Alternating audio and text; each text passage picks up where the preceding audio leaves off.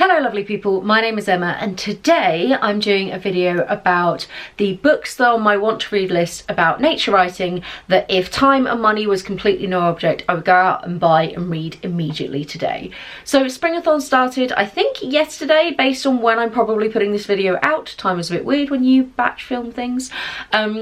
And I wanted to just like flick through my want to reads on Goodreads and kind of have a little look at what other nature writing books I'm sort of jazzed about, want to get to at some point, but I don't currently own because I'm being really strict on my book buying this year.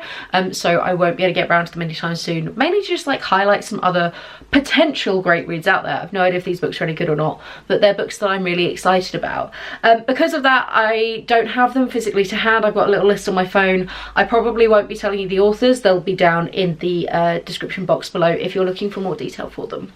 But the first one I wanted to talk about is Otter Country, and this is a nature writing piece about a woman who works in otter conservation and sort of her experiences with otters in particular.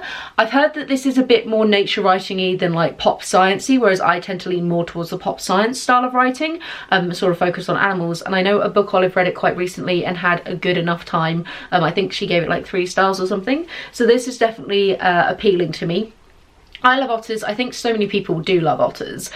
They have such a like fond place in sort of the pop culture kind of landscape of just being freaking adorable, but I know that there's a lot more to them than meets the eye in terms of like their hierarchies and social structures and sort of the way that they function. So I think this one would be really, really interesting. Then we have Feathers, and I'm pretty sure this one's actually by Thor Hansen because I read his book The Triumph of Seas recently, and this is a book about feathers and how feathers have evolved. Feathers are one of the landmark things that helped us connect birds with dinosaurs and to be able to track that evolutionary change. And for me, I'm really interested in that point where dinosaurs transitioned from non-flying to flying, and kind of when we consider like Archaeopteryx as the first official bird compared to dinosaur in there, and the way that they evolved. So I think that this book will be really, really interesting. I do enjoy reading about birds, most definitely. It's something that I've been getting into more and more, trying to branch out from just my dino reading. And obviously I'm a freaking huge fan of paleontology. I mean, the dungarees I'm wearing have dinosaurs on them. I have a bunch of dinosaur tattoos.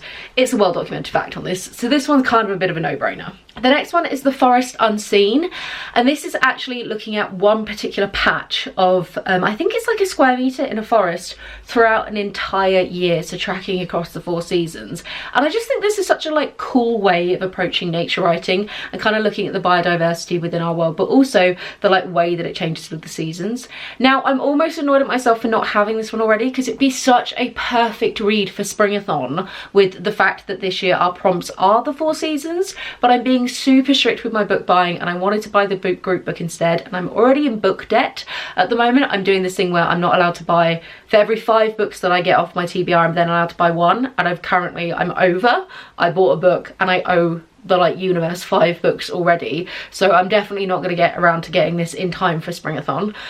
But it looks really cool, so maybe I need to bear it in mind for like a Springathon next year at some point or something, because I just love it as a concept of a way of like focusing in on what we're looking at. The next one is The Evolution Underground, and I believe this one's by Anthony J. Martin. Apologies if I'm incorrect, it's down below.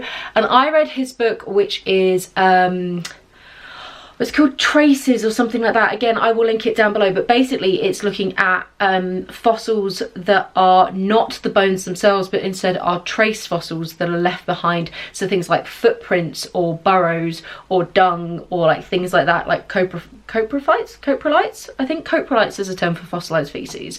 And this one is looking specifically at like burrowing and basically like how mammals sort of survived the extinction event, but also like coexisted with dinosaurs for a while beforehand, and like the way that the kind of burrowing nature and what we have that's still preserved within burrows. So I think this would be really cool. I loved the book Traces, whatever it was called, I will find it. One of my favourite paleontology books. Such a cool approach to paleontology, not just looking at the bones.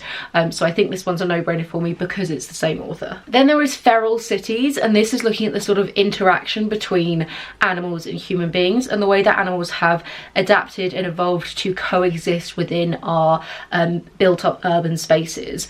So this reminds me just from its blurb of the episode of Planet Earth 2 where we hang out in the cities, and we find out about like the hyenas who are treated like gods, or the panthers who pre-exist in the parks and things like that. And like, I think this is a really cool and interesting kind of crossover between, if you look at like the pigeon, which is wildly successful now in the UK because it is really well and truly adapted itself to modern urban spaces.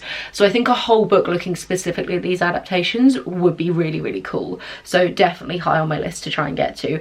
I've got a book that is for my springathon called Life Changing, which is a look at how things have adapted with us, sort of interactions with us, but I don't think it's focused just on urban. I think it's a little bit more broad. So the idea of an urban specific, like a very city specific book, is quite interesting to me. It might be after I've read Life Changing I find that I don't need to approach this one because they do cross over the same amount, but actually I'm not going to buy this book anytime soon. I've got so much I need to read on my shelves already that coming back to it at some point is always really helpful. Like, I have no problem if nature writing books and science books cross over the same sort of well-trodden ground, because actually the way that we remember facts is by constantly being like, and like ideas and things, by constantly being exposed to them.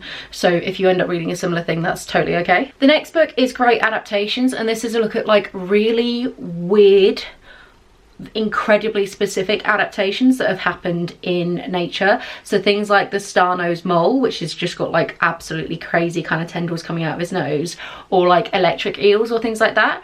Again, it's another book that I think is going to be crossing similar ground to some other things I've read recently. There definitely seems to be a big wave at the moment in nature writing, focused on adaptations and senses in particular.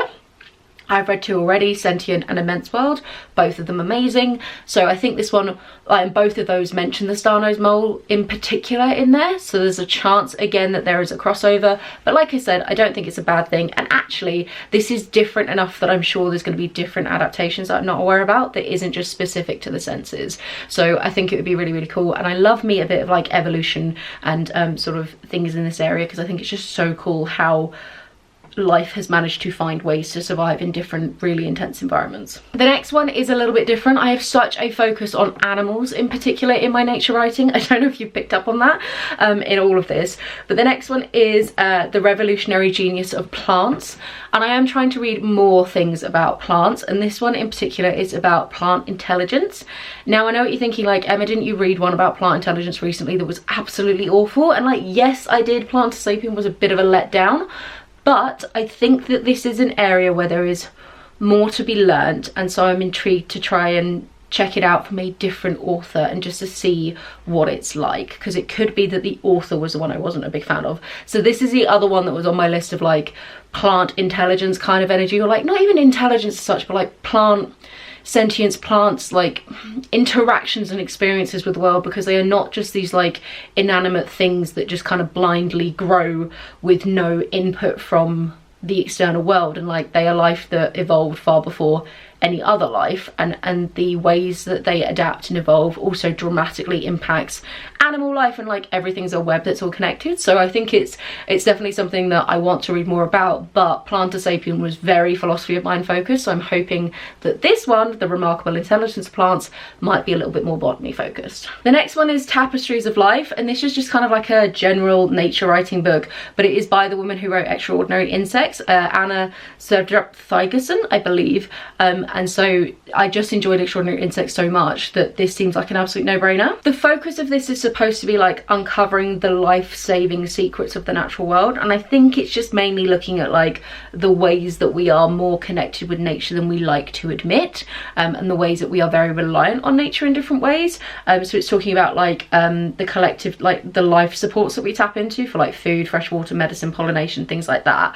I get the vibe it's a relatively general nature writing, pop sciencey kind of book that isn't overly focused in, that sounds like a very broad conversation of just like food webs and ecosystems as a whole, but I really enjoyed Extraordinary Insects, so I'm sure that writing wise this is still going to be really interesting, even if it's a bit more of a general one. The next book is called Pests, and this one is specifically about animals that we have deemed to no longer be like socially acceptable basically, and I love this idea of when you have pests and you have weeds and you have invasive species, and how we categorize those and how that category kind of shifts and changes over time based on essentially population control. So I'm definitely really intrigued to look at the sort of more nefarious, the underbelly of the animal world, the kind of animals that like we're just not as big a fan of, like cockroaches and rats and snakes and spiders and all sorts of things like that.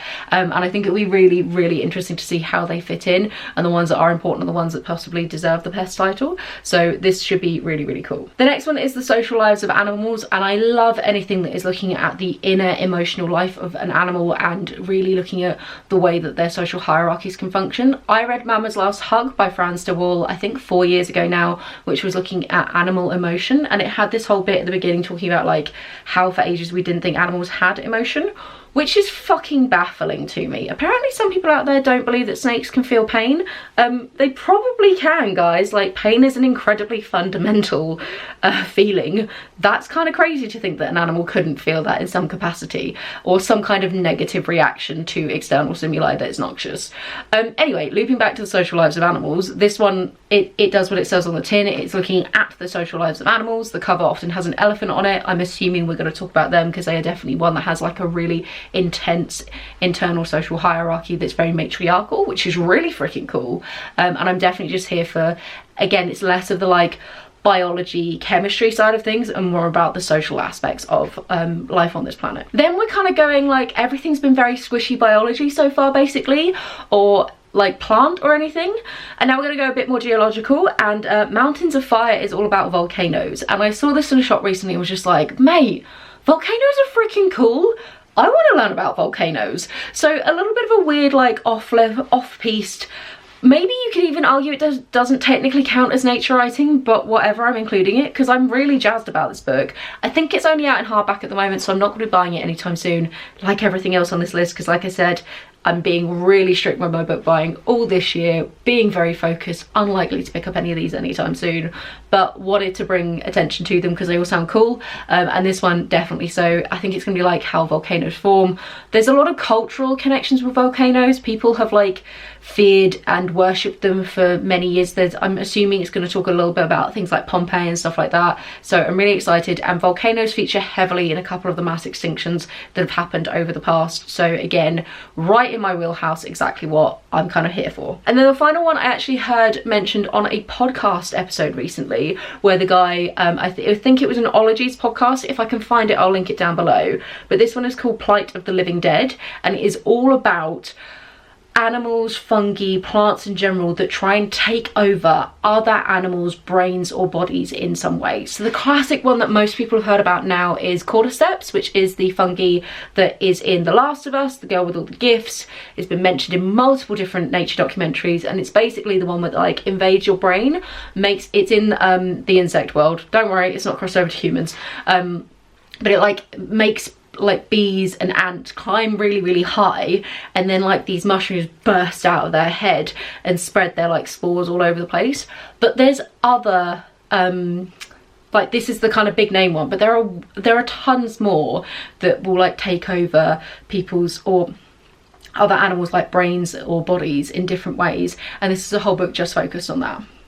I think this is so fucking creepy and so fucking cool. I love the intersection between like horror basically with concepts like zombies and things, and then actual reality where stuff like this is happening. Because like, can you imagine if some of these things did make that species jump into humans? And actually one of the things it's talking about is like the fact that there are things that kind of vaguely do stuff in humans in different ways. I mean, you've got to only look at like rabies or something that definitely like affects our brains in various ways. And yeah, so I'm really intrigued by this. The podcast episode was so freaking cool. I'll link it down below. And when the guy was like, yeah, I have a book on this, I was like, sign me up. So honestly, this one is probably one of the highest on the list of books I want to read. I did this just in order of like when I put them on my want to read list, oldest to newest, but this newest one I'm like fully here for it. I really want to try and get it sometime soon. So let me know in the comments down below, have you read any of these? Would you recommend them staying on my want to read list, or would you want to be like, nah, that one's not worth it, take it off, you've already read enough in that area? And if you were going to pick one of these for me to go out and buy and actually read sometime soon, what one do you think I should go for first? Let me know everything in the comments down below. Have a wonderful reading week, and I'll chat to you soon. Bye.